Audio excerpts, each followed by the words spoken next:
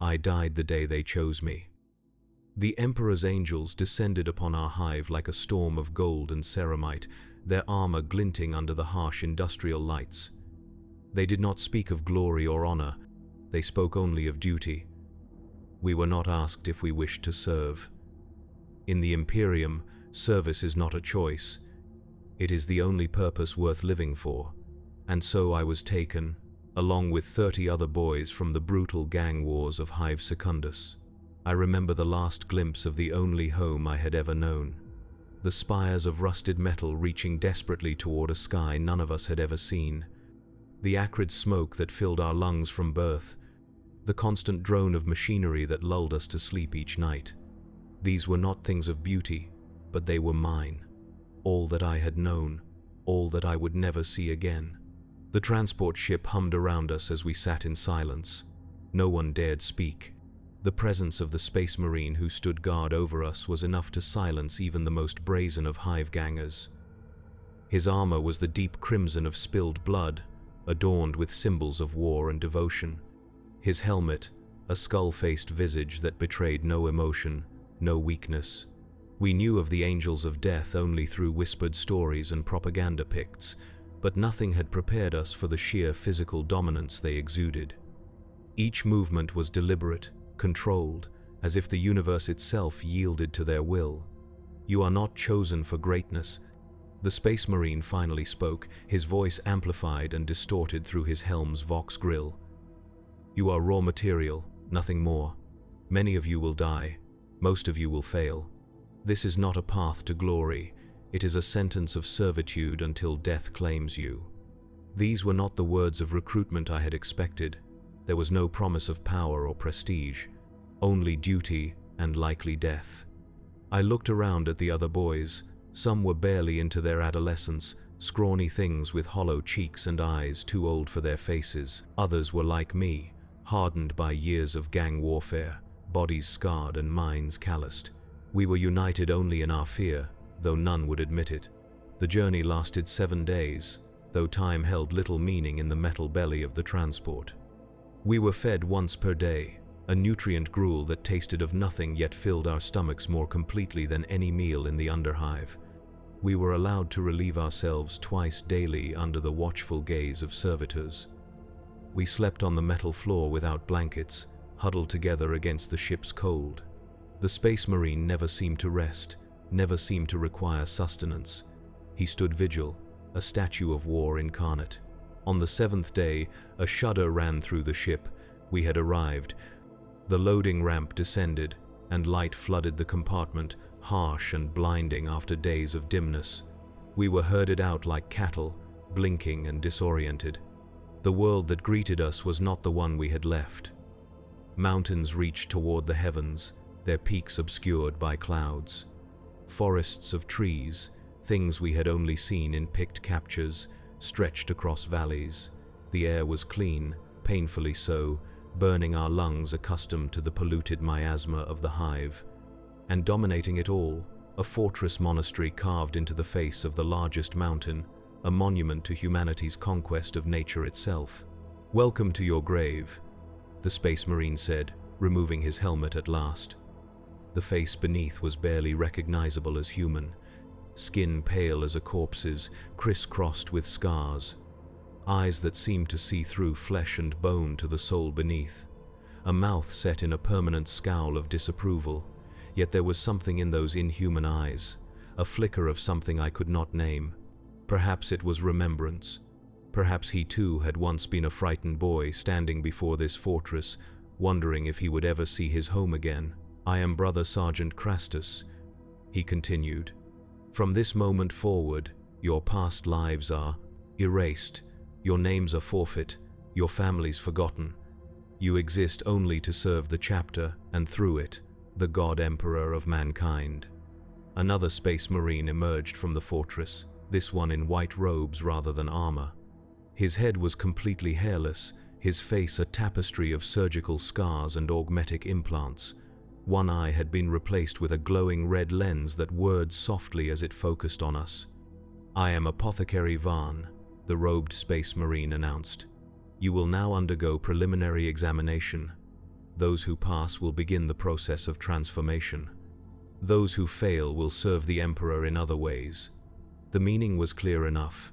Pass or die, succeed or be discarded. The Imperium wastes nothing, especially not human life. Those deemed unfit for transformation would likely be servitors at best, their minds scraped clean and their bodies augmented with crude machinery to serve as living tools. We were led through massive adamantium doors into the bowels of the fortress monastery. The corridors were wide enough for 3 space marines to walk abreast in full tactical dreadnought armor. The ceilings soared overhead, every surface adorned with devotional iconography, skulls, and the symbols of the chapter. Servitors shuffled past, barely glancing at us with their remaining human eyes. Chapter serfs, human servants bound to the space marines, hurried about their duties, eyes downcast in deference. The examination chamber was clinical and cold. White tiles covered the floors and walls, stained with old blood that no amount of scrubbing could fully remove. Surgical instruments lined the walls, some recognizable, others alien and terrifying in their implied purpose. Examination tables with restraints stood in neat rows, waiting. "Strip," Apothecary Varn commanded. "Completely." There was a moment of hesitation before we complied. In the underhive, nakedness was vulnerability, but none dared disobey. We removed our filthy clothes, the last remnants of our former lives, and stood shivering in the cold air. The examinations were thorough and humiliating. Every orifice probed, every limb measured, every reaction tested. Blood was drawn, skin scraped, reflexes hammered. Throughout it all, Apothecary Varn and his assistants spoke about us as if we were livestock, noting imperfections and potential with the same clinical detachment. Subject 17 shows promising bone density. Subject 23 has respiratory scarring consistent with hive pollution. Note for enhanced lung replacement priority. Subject 8 exhibits signs of malnutrition affecting skeletal development. Rejected. And so it went. Numbers, not names. Materials, not men. 3 boys were taken away during the examinations, deemed unsuitable. Their faces showed relief mingled with shame. They had failed, but they would live, or so they thought. I never saw them again. When the examinations were complete, we were given identical grey robes and led to a dormitory of sorts, rows of narrow cots, each with a thin blanket and nothing else. No decorations on the walls, no personal effects permitted. A servitor stood at the entrance, its human components visible beneath poorly grafted machinery. "Sleep," it droned in a mechanical approximation of human speech. "Tomorrow, you begin to die." I lay on my assigned cot, the unfamiliar softness of even this sparse mattress disconcerting after a lifetime of sleeping on metal and concrete. Around me, the other boys shifted restlessly, some silently weeping, others staring vacantly at the ceiling. None spoke. What was there to say? We had been chosen, but for what? To become inhuman warriors in service to a god emperor none of us had ever seen, to die in the attempt.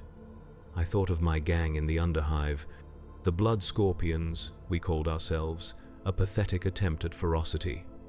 We had fought and killed for territory no sane person would want, for resources so meager they barely sustained us. Yet there had been a brotherhood there, forged in shared suffering. Here, we were competitors. Only the strongest would survive to become space marines. The rest would be discarded or worse. As sleep finally began to claim me, a strange peace settled over my mind. I had survived 18 years in the underhive, where most died before their 10th birthday. I had killed my first man at 12, a rival ganger who had made the mistake of turning his back on me. I had clawed my way to lieutenant in the blood scorpions through cunning and controlled violence. If anyone could survive this transformation, it would be me. I was wrong, of course. Tiber Jorel would not survive. He could not. For a space marine is not an elevated human. He is something else entirely, something both more and less than the sum of humanity's potential. The next morning came too quickly, announced by a deafening klaxon that jolted us from sleep. We were given 5 minutes to relieve ourselves in communal facilities that offered no privacy, then herded to an enormous dining hall. Space Marines sat at raised tables, consuming vast quantities of food with mechanical efficiency. We aspirants were directed to lower tables, where bowls of nutrient porridge awaited us. Eat quickly. A chapter serf instructed. You have 10 minutes. The porridge was bland but filling, designed for nutritional value rather than taste. As we ate, I observed our surroundings more carefully. The dining hall's walls were adorned with battle trophies, alien body parts preserved in stasis fields, shattered enemy weapons mounted like devotional objects. Above it all hung an enormous aquila, the two-headed eagle symbol of the Imperium, its golden wings spanning the entire ceiling. Before we had finished eating, Brother Sergeant Crastus entered the hall. His presence immediately silenced all conversation among the aspirants. "Today," he announced, "we begin to remake you. Your bodies are weak, your minds are untested. Some of you will not survive the physical conditioning required before implantation can begin. This is by design. Only the worthy will receive the Emperor's gifts." We were led to a vast training ground, an open courtyard surrounded by the fortress walls. The morning air was frigid, our breath visible in white clouds. Mountains loomed in every direction, their peaks crowned with snow despite the summer season. "Run," Crastus commanded simply, indicating a path that wound up the mountainside. "Those who fail to complete the circuit by midday will not eat today. Those who fall behind tomorrow will not eat again. Those who fail on the third day will be removed from the program." The path stretched before us, disappearing into the tree line halfway up the nearest mountain. None of us knew the full length of the circuit, but it was clearly many kilometers. Having spent our lives in the confines of a hive, none of us had ever run such distances. Most had never run at all beyond short sprints through underhive corridors, and so we ran. The initial pace was manageable, but the constant incline and thinning air quickly took their toll. By the first kilometer, the group had already spread out. The strongest pushed ahead, while the weakest began to fall behind. I found myself somewhere in the middle, my gang-hardened body serving me well enough, but my lungs burning with each breath of the clean mountain air. The path grew steeper, winding through dense forests where roots threatened to trip us at every step. Then it emerged onto rocky outcroppings where a single misstep meant a fall of hundreds of meters.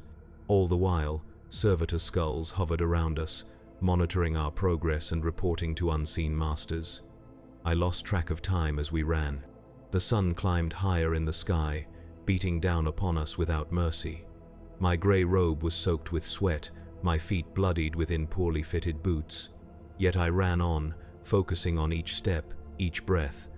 This was not so different from the underhive, I told myself. Life there was a constant test of endurance and will. This was merely another form of the same struggle. When I finally staggered back into the training ground, the sun was directly overhead. I had made it by midday, though barely. Of the 27 aspirants who had begun the run, only 18 had returned in time. The others trickled in over the next few hours, their faces gaunt with exhaustion and the knowledge that they would not eat that day. That night, as we collapsed onto our cots, muscles screaming in protest, one of the boys failed to return at all. No one spoke of him, no one asked questions. He had failed, and that was all that mattered in this new reality. The next day brought the same run, but this time with weighted packs strapped to our backs. The day after, we ran in primitive carapace armor. Each day, the challenge increased. Each day, more boys failed to return. By the end of the first week, our number had dwindled to 15. Those who remained grew stronger, our bodies adapting to the brutal regimen with surprising speed. The nutrient-dense food, the clean air, the constant physical stress, all served to transform us. Muscles developed, lungs expanded, reflexes sharpened. Yet this was merely preparation, we were told. Our bodies were being conditioned to survive the true transformation that awaited us. In the second week, combat training began, not with the chain words or bolt pistols of the Space Marines, but with wooden staves and our bare hands. Brother Sergeant Crastus and other training officers taught us the basics of Imperial close combat doctrine, a brutal but efficient style that emphasized overwhelming force and decisive strikes. We fought each other in endless drills and sparring matches. Friends were not permitted. Compassion was beaten out of us along with weakness. I took a perverse pride in my performance, my underhive experience giving me an edge in the viciousness required. Yet even I was humbled daily by the training officers, their transhuman bodies moving with impossible speed and precision as they demonstrated techniques or administered corrections. Each night brought new aches, new bruises, new scars. Our bodies were being remade through pain and effort, but it was our minds that concerned the chapter most. Hypno-indoctrination began in the 3rd week. We would be led to a darkened chamber where we were strapped into metal thrones. Neural interfaces were attached to our skulls through painful connectors that pierced the skin. Then the visions would begin, flooding directly into our minds, bypassing our senses entirely. The history of the Imperium, the glory of the God Emperor, the treachery of the alien, the mutant, the heretic, battle doctrines and weapons specifications, litanies of hate and devotion. The information poured into us in a torrent that threatened to drown our very sense of self. Hours would pass like minutes, and we would emerge drained and disoriented, our minds reshaped a little more each time. Knowledge without understanding is useless. Brother Chaplain Mordeth told us during one of his sermons. Understanding without faith is dangerous. You will know, you will understand, you will believe, or you will die. The chaplain was a terrifying figure, his armor black as the void, his skull helm a visage of death itself. His Crozius Arcanum, a staff topped with the Imperial Aquila, crackled with energy that could shatter bones and rupture organs with a touch. He spoke not of the Emperor's love, but of his judgment, not of glory, but of duty, not of victory, but of sacrifice. You think you suffer, he once said, pacing before us as we knelt in the chapter's chapel. You know nothing of suffering. The Emperor sits upon the golden throne, his body a withered husk, sustained only by the sacrifice of 1,000 souls each day. For 10,000 years he has endured this torment, never resting, never ceasing his vigil. What are your petty pains compared to his eternal agony? Nothing, less than nothing. By the end of the 1st month, only 10 aspirants remained. We had been molded into something no longer fully human, yet far from transhuman. Our bodies were hardened, our minds filled with Imperial doctrine, our spirits broken and reforged in the crucible of constant struggle. We were ready for the next phase. The true transformation was about to begin. The surgery took place in the Apothecarium, a vast medical facility deep within the fortress monastery. Apothecary Varn and his assistants worked with precision born of centuries of practice. We were not all operated on at once, but in a carefully planned sequence. I was third. I watched as the first 2 aspirants were taken into the surgical theater. Hours passed before the first was wheeled out, unconscious and already changed. His chest had been cut open and resewn, the skin puckered around fresh scars. Monitoring devices attached to him beeped steadily, tracking the progress of the foreign organ now implanted within him. The second aspirant did not emerge alive. A chapter serf exited the theater, dragging a body bag. The contents clearly no longer of any value to the chapter. No explanation was given. No mourning permitted. He had failed, as many had before him. When my turn came, I was stripped and scrubbed with antiseptic solutions that burned my skin. I was conscious as they strapped me to the operating table, conscious as they inserted needles into my veins, pumping me full of drugs that paralyzed my body while leaving my mind awake and aware. Conscious as Apothecary Varn approached with a scalpel in hand, his augmetic eye whirring as it focused on my chest. "The secondary heart," he stated clinically. "The first of many gifts you will receive if your body accepts it." The pain was beyond description. Despite the drugs, I felt every cut, every manipulation of my internal organs to make room for something that should not be there. The secondary heart, harvested from the chapter's gene seed stocks, was a lump of artificially grown tissue that would eventually become a fully functioning second heart, providing redundancy and increased blood flow to feed my soon-to-be enhanced musculature. Throughout the surgery, Brother Chaplain Mordath stood nearby, reciting litanies of strength and endurance. Whether for my benefit or as ritual obligations, I could not tell through the haze of agony. I wanted to scream, but could not. I wanted to pass out, but was denied even that mercy. When it was done, I was wheeled to a recovery chamber where the other surviving aspirant lay. His eyes met mine, and I saw in them the same trauma, the same fundamental violation. We had been told our bodies would be remade, but understanding came only now, through shared suffering. We were being unmade first, torn apart so that something new could be constructed from the pieces. Recovery took weeks, during which the secondary heart slowly integrated with my circulatory system.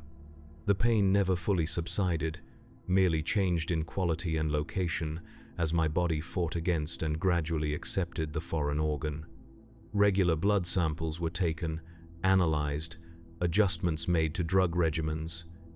I existed in a twilight state between agony and unconsciousness.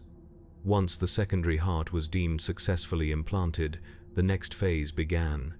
The os modula, a small organ implanted at the base of the skull, began to alter my skeletal structure. Bones thickened and strengthened, reinforced by ceramic-like deposits. The process was excruciating, like growing pains magnified 1,000-fold. I could feel my very skeleton changing within me, stretching my skin, pulling at my muscles and tendons. One by one, the other organs followed. The biscopia, implanted in the chest cavity, drastically accelerated muscle growth.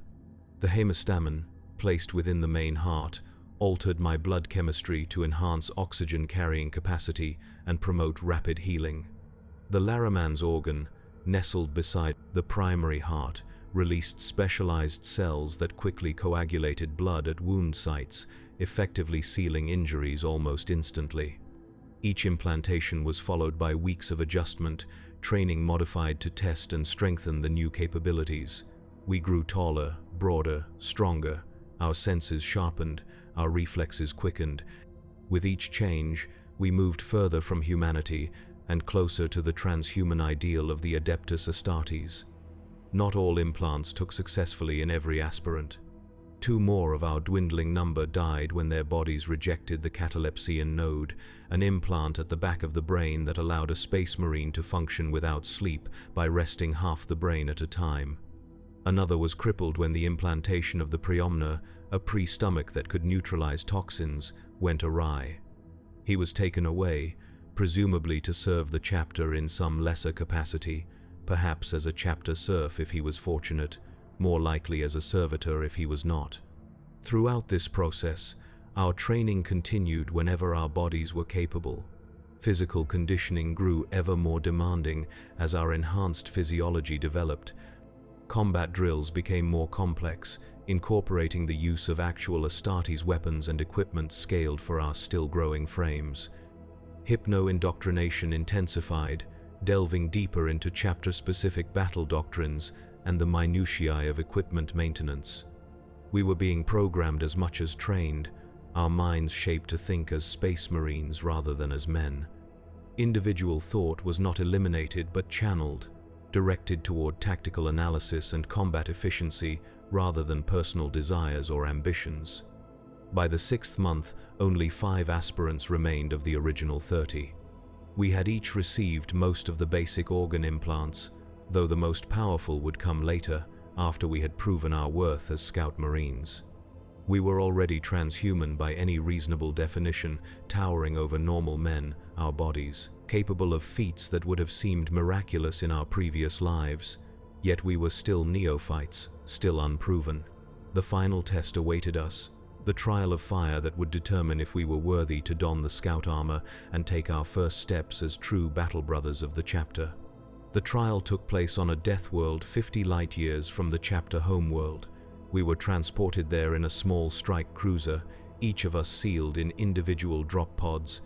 Brother Sergeant Crastus briefed us in the ship's armory as we were fitted with scout armor for the first time, the black carapace implants beneath our skin interfacing with the armor's systems.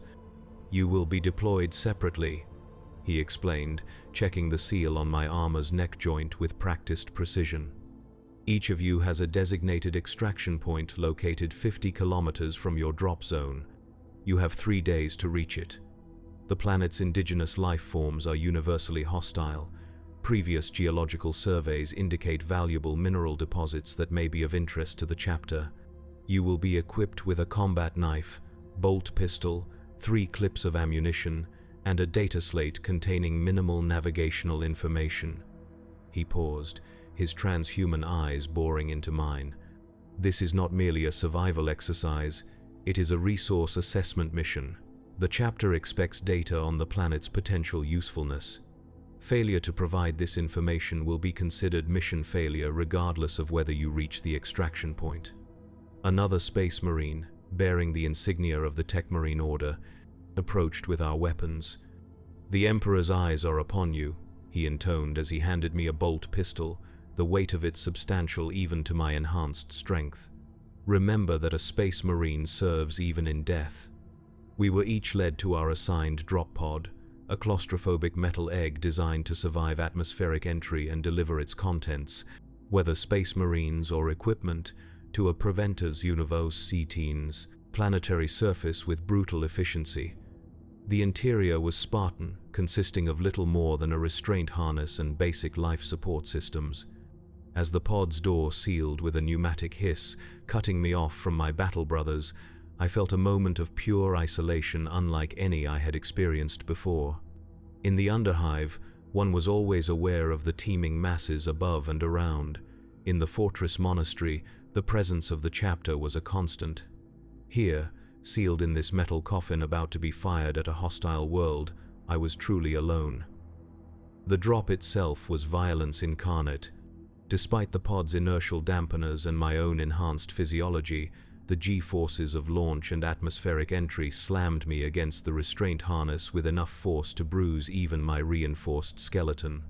The pod's interior heated to near intolerable levels as friction with the atmosphere created a superheated plasma sheath around the exterior. Then came the impact, a bone-jarring crash as the pod's retro thrusters failed to fully counteract the terminal velocity. Emergency systems deployed, absorption gels flooding the compartment to prevent fatal injury.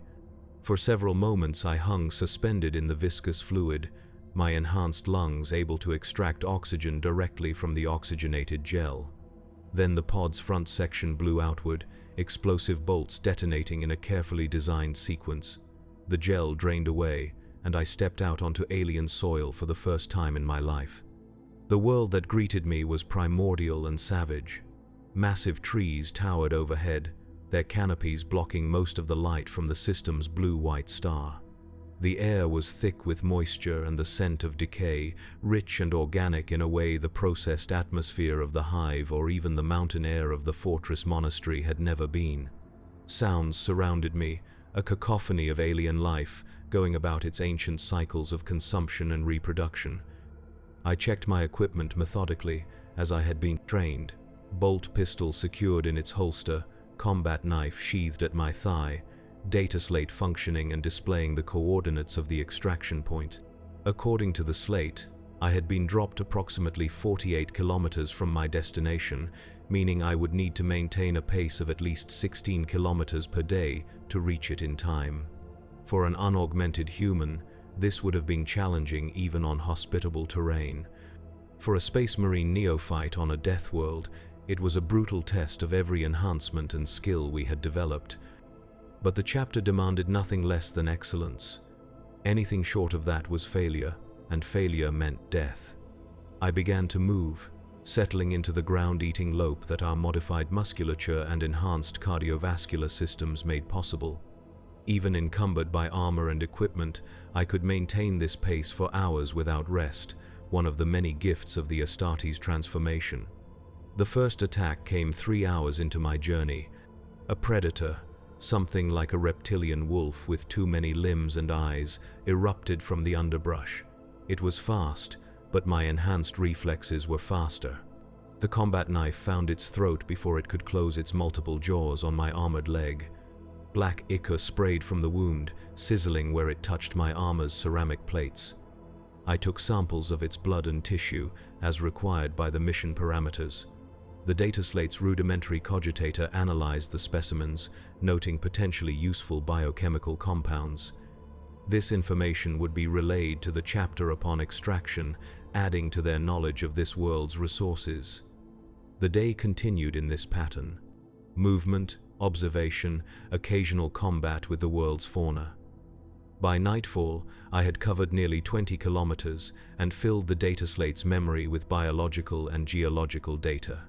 I found a defensible position among the exposed roots of a massive tree and settled in for a brief rest, allowing half my brain to sleep while the other half remained vigilant, courtesy of the catalepsian node. Dawn brought new challenges. The forest gave way to a vast swamp, fetid and bubbling with noxious gases.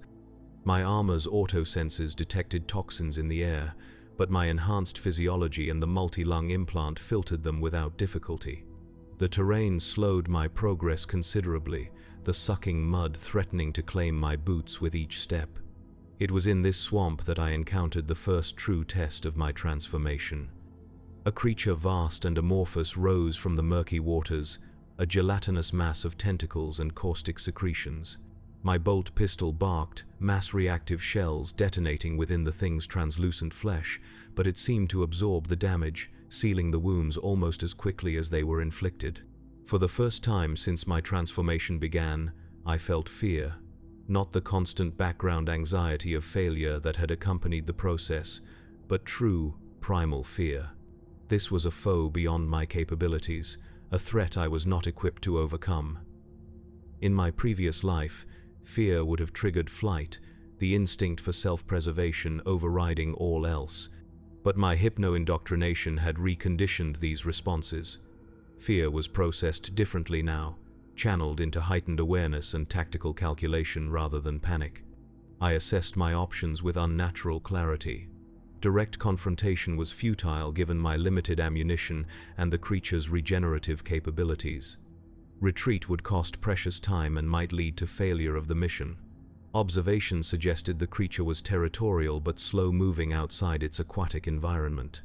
The solution presented itself with cold logic.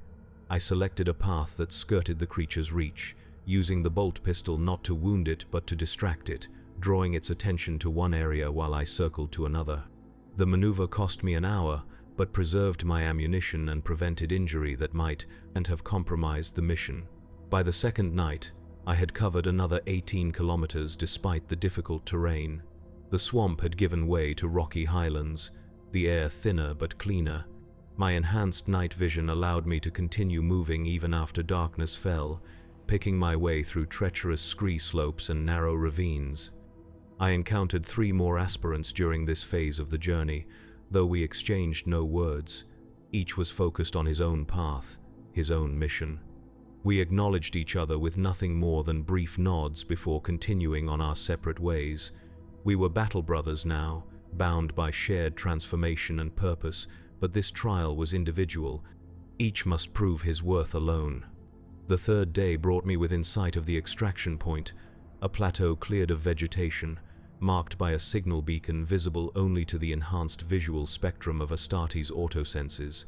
I had covered the required distance ahead of schedule and compiled an extensive survey of the planet's resources.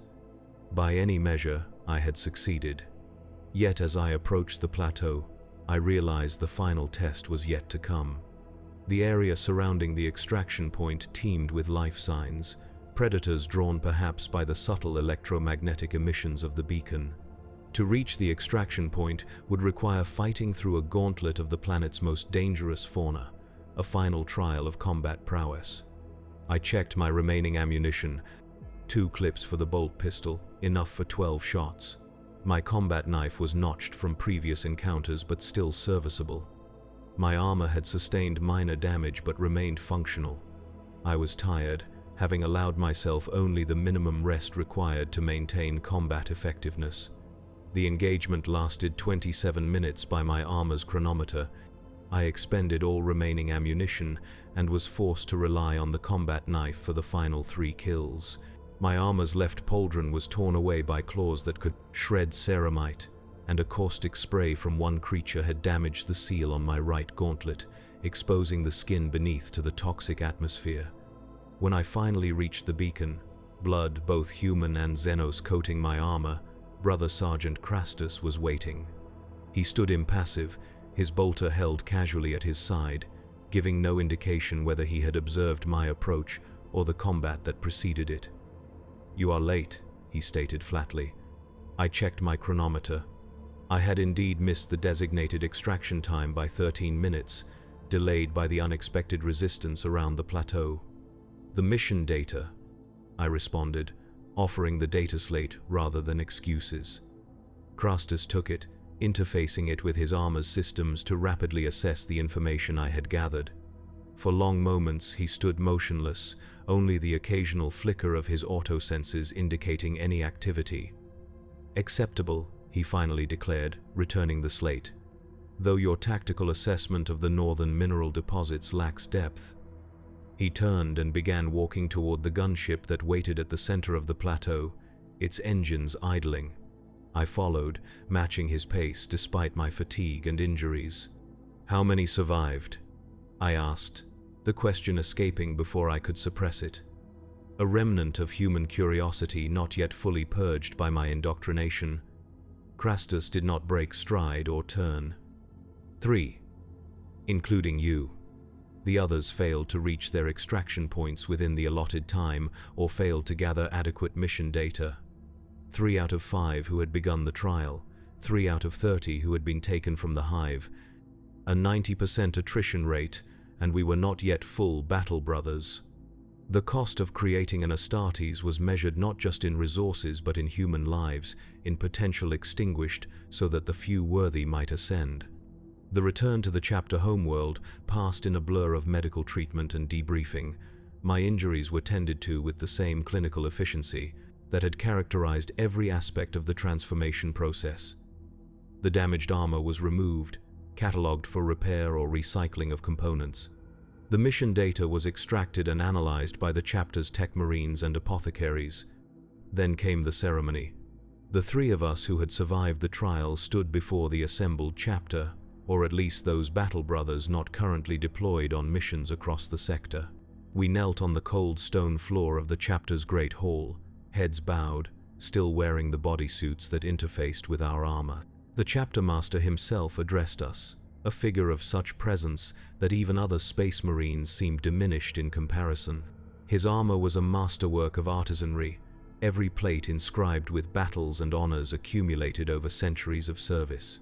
His face, when he removed his helm, was a testament to warfare, scarred and rebuilt so many times that little original tissue remained, yet bearing an undeniable nobility. "You kneel before us as aspirants," he intoned, his voice filling the vast chamber without apparent effort. "You will rise as scout marines of the chapter. Your transformation is not complete, nor will it be for many years yet. But you have proven worthy of the next stage in your service to the Emperor." He approached each of us in turn, pressing the pommel of a ceremonial power sword to our bowed heads, a gesture reminiscent of ancient knighthood rituals from old Terra. "No longer are you known by the names of your mortal birth," he continued. "You are reborn in service to the chapter and the Imperium. You will be known henceforth by your designation and the honor you bring to it through dutiful service." When he reached me, the sword's pommel cold against my scalp, he spoke the words that completed my transformation from gang hierarch to transhuman warrior. "Rise, Brother Jorel, not Tiber Jorel of Hive Secundus, lieutenant of the Blood Scorpions gang, just Jorel now, a designation rather than a name.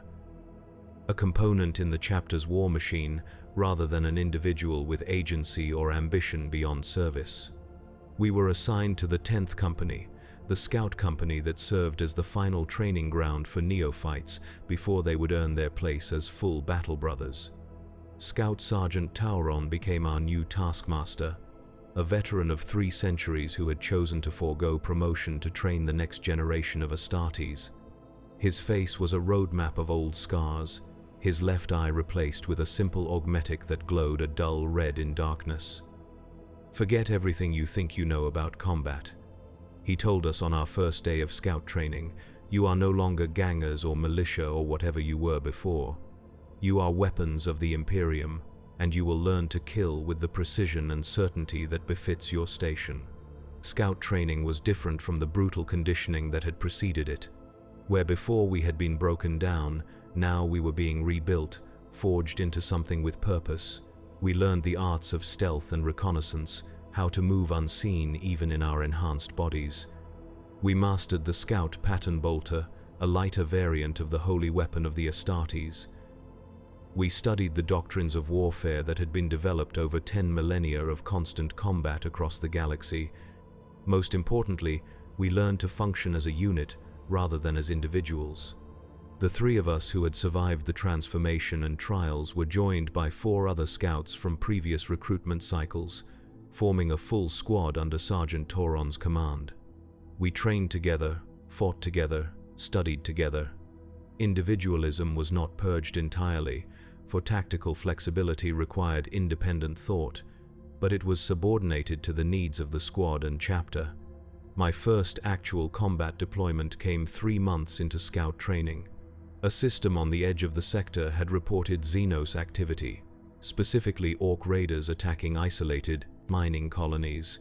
Our squad was attached to a strike force commanded by Brother Captain Veros, deployed from orbit via drop pod to counterattack an Orc warband that had seized a Promethium refinery.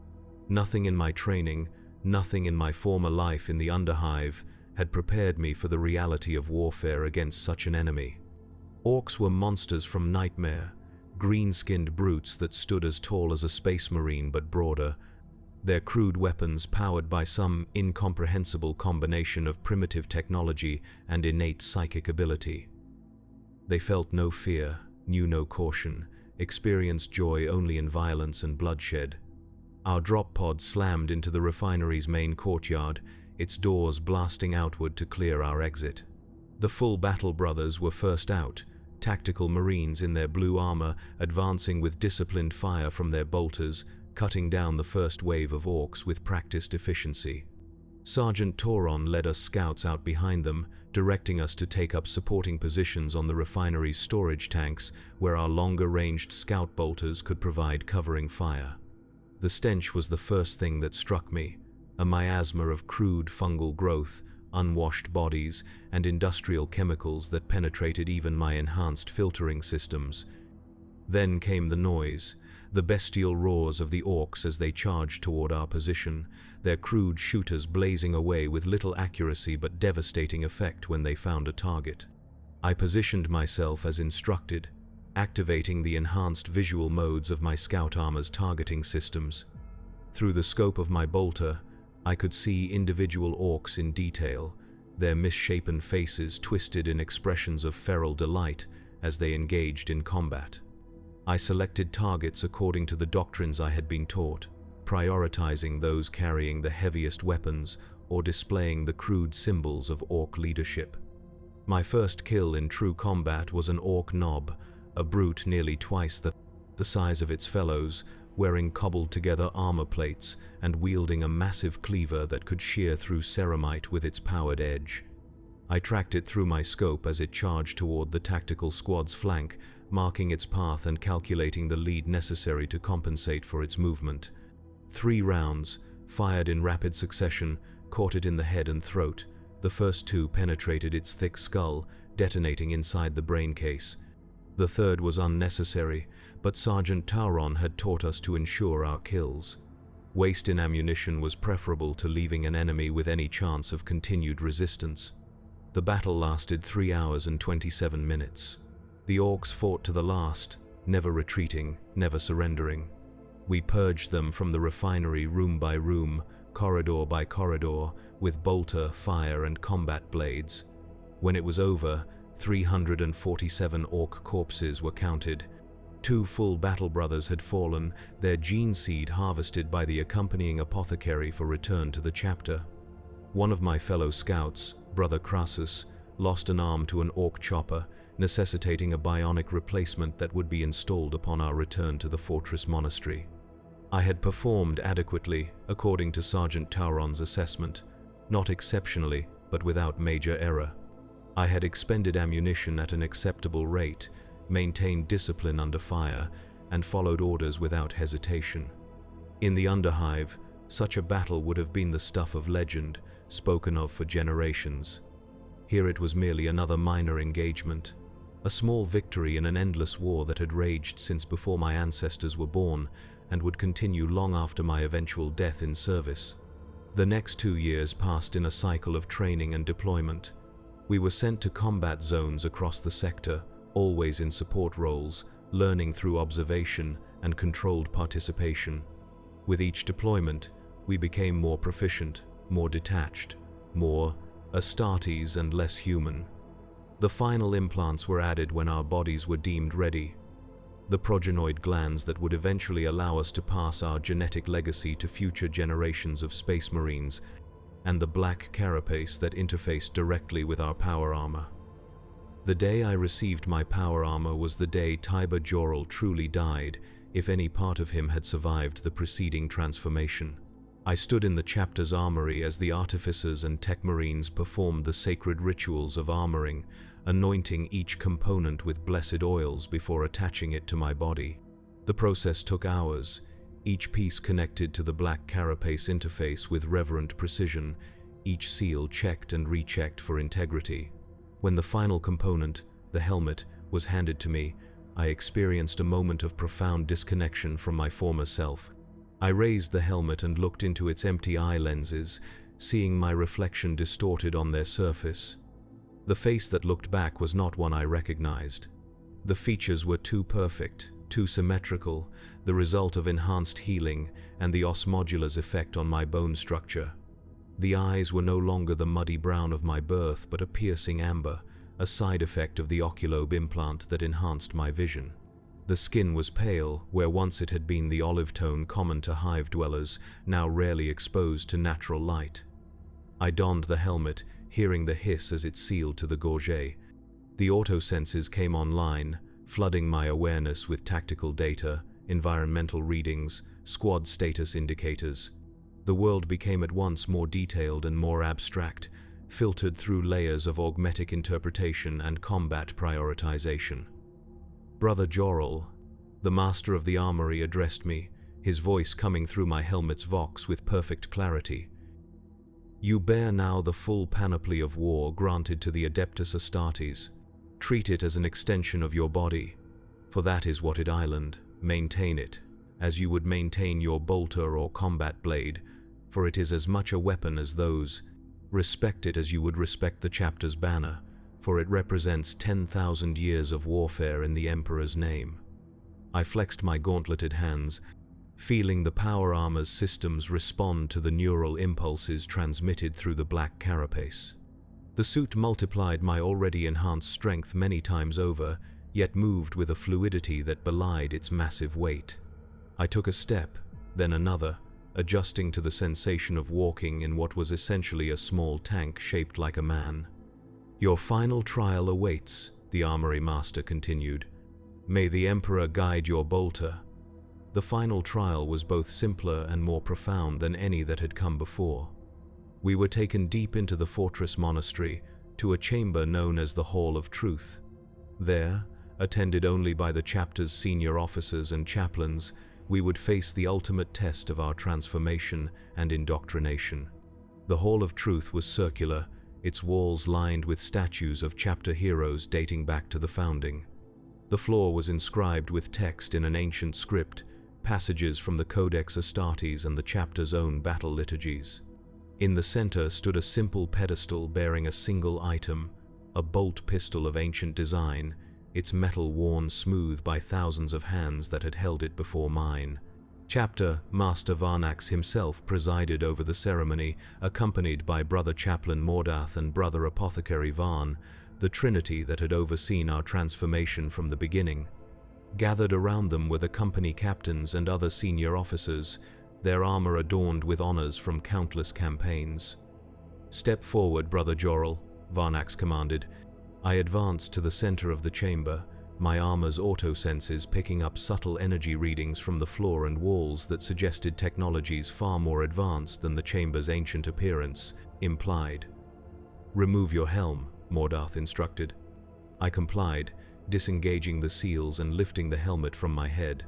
The air in the chamber was cold and still, heavy with the scent of incense and the subtle ozone tang of active technology. "You stand before your chapter as one transformed," Varnax continued. "Body remade, mind indoctrinated, spirit tempered. Yet one question remains, one truth that must be faced before you can take your place among the battle brothers of the chapter." Apothecary Varn stepped forward, a data slate in his hands. "According to our records, you were born in Hive Secundus, Segmentum Pacificus. You rose to prominence in a gang known as the Blood Scorpions, achieving the rank of lieutenant through multiple acts of violence and cunning. Your gang controlled 3 sectors of the Underhive, primarily engaging in protection rackets and the distribution of Obscura, a prohibited narcotic." He paused, looking up from the data slate to fix me with his gaze, one human eye and one augmetic studying me with clinical detachment. "Your final action before recruitment was the assassination of a rival gang leader, an individual known as Vex, who had attempted to encroach on Blood Scorpion territory. You killed him and 6 of his bodyguards, using a combination of poisoned blades and improvised explosives. Is this accounting accurate?" "It is," I confirmed, my voice sounding strange to my own ears, too deep and resonant to belong to the ganger being described. Chaplain Mordarth stepped forward next, his skull helm removed for the occasion, revealing a face so heavily augmented that little original flesh remained. "Before you is a bolt pistol," he stated. "It is loaded with a single round. Behind you stands Brother Thaddeus, who completed his final trial 3 months ago." I had not been aware of another presence in the chamber, my auto-senses having been disabled when I removed my helmet. I did not turn to look, maintaining protocol by keeping my attention fixed on the senior officers before me. "The final truth is this," Mordarth continued. "The transformation you have undergone is not merely physical, not simply a matter of enhanced organs and conditioned responses. It is a fundamental rewriting of what you are, a rebirth into a purpose beyond anything your former self could comprehend. To complete this transformation, you must sever the final tie to your past." Varnax spoke again, his voice like the rumble of distant artillery. "Take up the bolt pistol, Brother Jorrel. Turn and face Brother Thaddeus. One of you will leave this chamber as a full battle brother of the chapter, the other will have given his final service." Understanding dawned with cold clarity. This was the true purpose of the Hall of Truth, not simply a ceremonial chamber but a final, irrevocable test of loyalty and indoctrination. I was being ordered to kill or be killed by another scout who had passed all previous trials, a final proving that we were indeed weapons of the Imperium, that we would follow orders without hesitation, even unto death. I took up the bolt pistol, feeling its ancient weight settle in my gauntleted hand. Then I turned to face Brother Thaddeus. He stood 5 meters away, also clad in the power armor of a full Astartes but without his helmet. His face was unfamiliar to me, likely from a different recruitment cycle. His expression was utterly calm, accepting of whatever outcome awaited. He was unarmed. In that moment, a cascade of thoughts flashed through my enhanced mind. I could refuse the order, demonstrate that some remnant of human morality remained within me. I could attempt to fire wide, deliberately missing, though the chapter masters would certainly perceive such disobedience. I could turn the weapon on myself, denying them the satisfaction of this final corruption of my humanity. Yet all these thoughts were themselves echoes of a humanity that no longer truly existed within me. Tiber Jorrel might have found this test abhorrent, might have rejected it on principle despite his own violent past. But I was no longer Tiber Jorrel. I was Brother Jorrel, a space marine neophyte, conditioned through hypno-indoctrination and transformed through genetic engineering to follow orders without question, to see the chapter's will as absolute. I raised the bolt pistol, centered the iron sights on Brother Thaddeus's forehead, and squeezed the trigger. The report was deafening in the enclosed space, the bolt pistol's mechanism cycling with ancient precision. Brother Thaddeus remained standing for a moment, a neat hole in his forehead leaking blood and cerebral matter. Then he collapsed, his power armor making a tremendous crash as it impacted the stone floor. I lowered the weapon, turned, and faced the chapter master once more, awaiting further instructions. Varnax nodded once, the barest acknowledgement of my action. "The flesh is weak," he intoned, "but the spirit endures. You have severed your connection to humanity, Brother Jorel.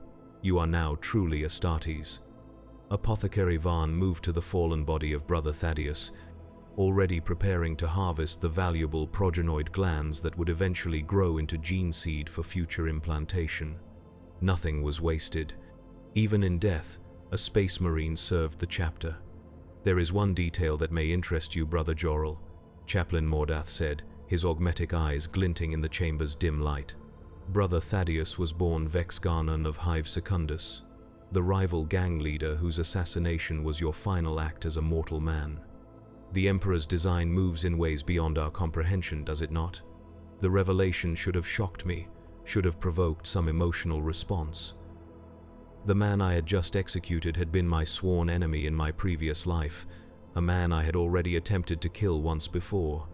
Now, through the incomprehensible workings of fate or the Emperor's will, we had both been selected for transformation, both survived the brutal process, only for one to execute the other in this final trial.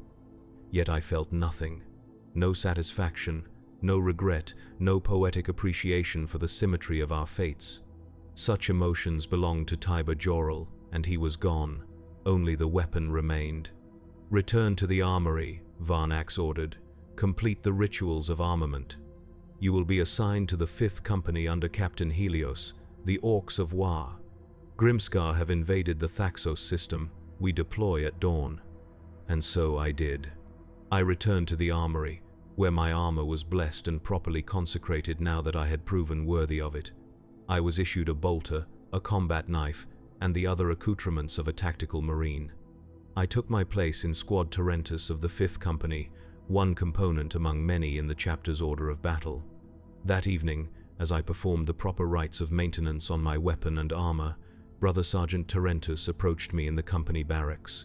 "The first deployment is the hardest," he said without preamble, "not because of the combat, because it is the first time you truly understand what you have become." I looked up from my work, my hands never ceasing their methodical cleaning of my bolter's firing mechanism. "I understand my purpose, Brother Sergeant." "No," he replied, his voice carrying the weight of centuries of service. "You understand your function. Purpose comes later, if at all. Function is what you do. Purpose is why you do it." He sat beside me on the maintenance bench, his own armor already prepared for the coming deployment. When I was newly elevated to the battle companies, much like you, I found myself questioning. Not our orders, not our doctrine, but the deeper meaning of our existence. We are created to fight and die for an Imperium that scarcely acknowledges our sacrifice, to protect humans who fear us as much as they revere us. We are weapons, yes, but weapons wielded for what end? The question seemed dangerously close to heresy, the kind of philosophical doubt that brother chaplains were tasked with purging. Yet Tarentus was a veteran of 2 centuries of warfare, his loyalty beyond question. "I found my answer in the most unexpected place," he continued, "a compliance action on a hive world not dissimilar to your birth world. We were deployed to put down a worker insurrection that had turned violent, a simple mission beneath our capabilities, but the local PDF forces had failed, and the planetary governor had called upon the chapter." He paused, his enhanced eyes focused on something beyond the barracks walls, a memory preserved with transhuman clarity. "We were clearing a hab block when I encountered a family cowering in their dwelling. Parents and 3 children, terrified both of the insurrectionists who had taken over their level and of us, the Emperor's angels of death, come to restore order. The father stood before his family, arms spread as if he could somehow protect them from a bolt round or frag grenade. There was no defiance in his stance, only desperate, animal fear for his offspring. Tarentus turned to look at me directly. In that moment, I understood. Not intellectually, but viscerally. That man, weak and mortal and insignificant in the great machinations of the Imperium, possessed a courage born of love that we, for all our genetic enhancement and indoctrination, could never truly comprehend. He was what we protect. Not the Imperium as an abstraction, not the distant emperor on his golden throne, but humanity in all its flawed, irrational glory. He stood, his point made. You executed Brother Thaddeus today without hesitation, as was required. You are a weapon, perfectly crafted for war. But never forget that weapons require wielders, and purpose is found not in the killing blow but in what that blow protects. With that, he left me to my maintenance rituals, his words settling into my mind alongside the hypno-indoctrination and battle doctrines that now formed the architecture of my thoughts. The deployment to Thaxos 3 came at dawn, as promised. We boarded the strike cruiser Vigilant Faith in perfect formation, each squad moving with the precision of a single organism rather than individual warriors. The journey through the warp would take 17 days, during which we would prepare, train, and pray for the coming battle. In my meditation cell, as I knelt before the small shrine to the Emperor that every Space Marine maintained, I contemplated Brother Sergeant Tarentus's words. The concept of purpose beyond function was still difficult to grasp with my remade mind. I had been conditioned to follow orders, to kill the enemies of the Imperium, to serve until death claimed me. What purpose could exist beyond these parameters? Yet some small remnant of Tiber Jorel, some echo of the human I had once been, reached for this concept. I remembered the underhive, the daily struggle for survival that consumed the lives of its inhabitants. I remembered my gang, the crude brotherhood forged in shared hardship and violence. I remembered my mother, her face now blurred by time and hypno-indoctrination, who had died of a preventable disease because medicine was a luxury the underclasses could not afford. These memories were like artifacts from another life, viewed through armored glass, impossible to truly reclaim. But they contained something that my new existence lacked, a quality that defied the logical structures of Astartes' thought patterns. I completed my devotions and rose, setting aside these reflections as irrelevant to my function. We would reach Thaxos 3 in 17 days. There would be orcs to kill, ground to secure, orders to follow. The question of purpose could wait, perhaps indefinitely. As I prepared for the first training cycle in the strike cruiser's practice cages, my enhanced hearing caught a conversation between two chapter serfs preparing equipment nearby.